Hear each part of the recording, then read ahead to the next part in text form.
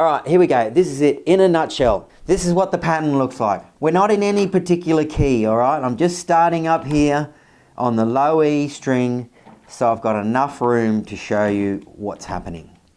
So if you go back to the previous lesson, you would have seen me talking about this ultimate guitar shape, right? And this is it. Remember I said 6 notes, right? So 6 blues and then 6 yellows, and they're back to back. That's what it looks like. And it's got this little offset note here on the front of it, all right? And that is it. That is the shape. All it does is just repeat itself all the way down the neck. So that, I mean, that's the E, that's that E. And then we've got the B flat, okay? And then I'm gonna run out of room on the camera, unfortunately. But this just continues down, all right? I'm probably already off screen there, so I'm not even gonna bother. What I will do is show you it on the next pair of strings. This is all string pairs.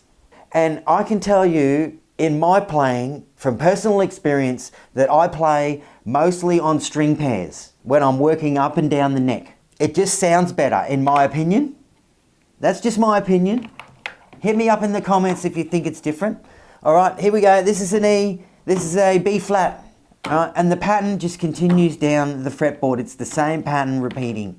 All right, and when you get into those string pairs that I was just talking about, you can have an absolute ball. You don't need to be Joe Satriani. I'm not Joe Satriani, but I have a blast. That's A and B flat again. And that just continues down the neck. I'm not going to confuse you anymore. Well, I will just take a bit of confusion out and obviously do that. That's your B string compensation. Just getting back to my number 1 rule. Every time I do something on the high E, I'll do it on the low E and vice versa. Okay, so with that said, just to finish up this video, and thanks so much for joining me, guys. I really hope I'm helping someone out there in the world. So what I'm doing here is I'm just repeating, obviously, that E string, see?